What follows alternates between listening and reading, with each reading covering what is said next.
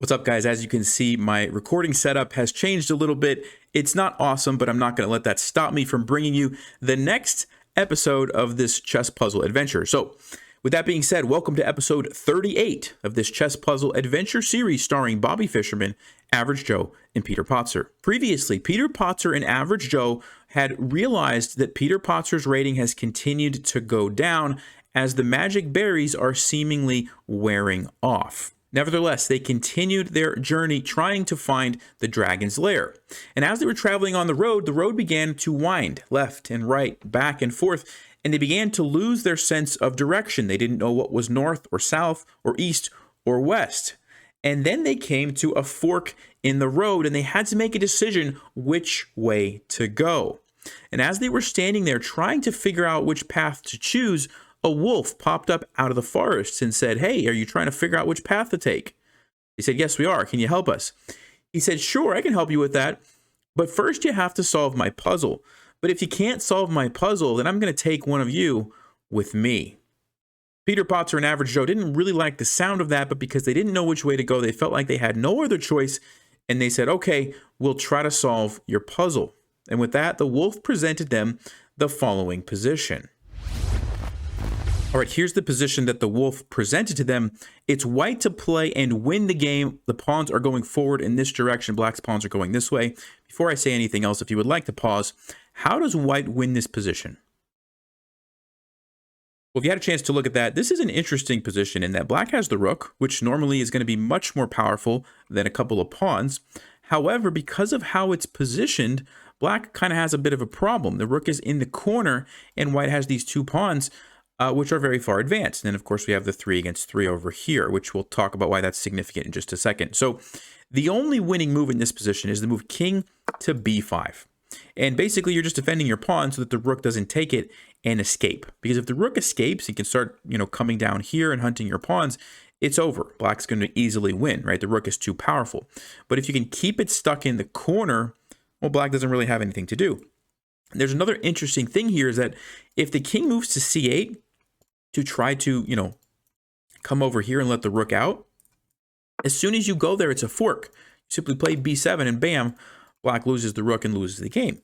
So because of that, essentially both of these pieces cannot move, right? You can't move your rook here, you lose it. You can't move it here, you lose it. And by the way, I should mention, if this happened, of course, this is a winning endgame for white because this pawn is going to be kind of a decoy. And then you just come over here whenever you're ready, I don't know, something like this. And yes, black's going to take the pawn. Doesn't really matter. You come over here and you gobble up the pawns and you're going to, easily win. So black can't ever really sacrifice like that. Okay, so after the move king to b5, black is basically forced to try to wait. So something like g6.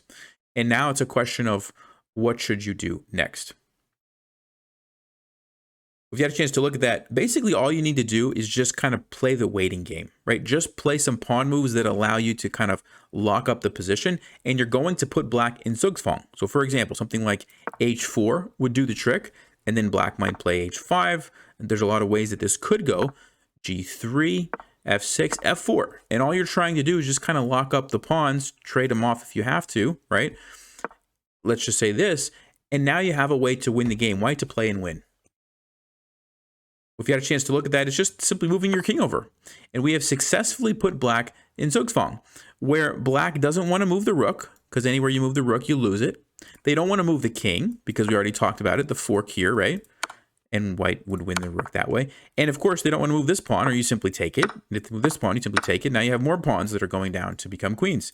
And black actually has nothing to do, right? They just lose. So it was actually really a simple position, in a sense, if you saw the idea. Right? If you saw the idea of putting black in Zugzwang, you simply defend, and then you kind of just play the waiting game. Probably one of the easiest puzzles that we've seen on this island. Okay? Now, when Peter Potzer and Average Joe looked at this position, they started off with the correct move, king to b5. But after g6, they decided to play the move b7, thinking that they would attack the rook, force it to a7, and their logic went like this. Once the rook's on a7, it's trapped. And we're going to simply play king to b6, and we're attacking it. And we're also going to put black in Zugzwang this way, and eventually they're going to be forced to do something that they don't want to do, and we're going to easily win. And so they thought it would go something like this. We'll just simply push our pawn up. Black will push a pawn. We'll just push a pawn. Doesn't really matter. But watch what happens. Black plays g4. They play h5, thinking that they've successfully put black in Zugzwang, but black plays the move f4. Captures. g3. Captures. And now black has an amazing move. If you'd like to pause, what's black's move to save the game?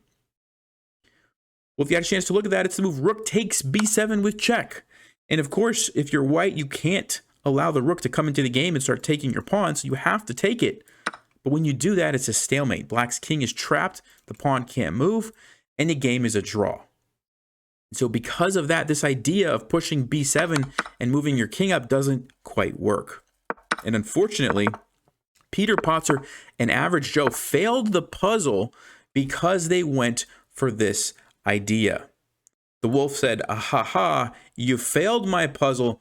And with that, he threw a sack over Peter Potzer's head and carried him off into the woods. Average Joe stood there panicking, not sure what to do. And that's where we'll pick up our story next time. Thank you guys for watching. And as always, happy adventures on the chessboard.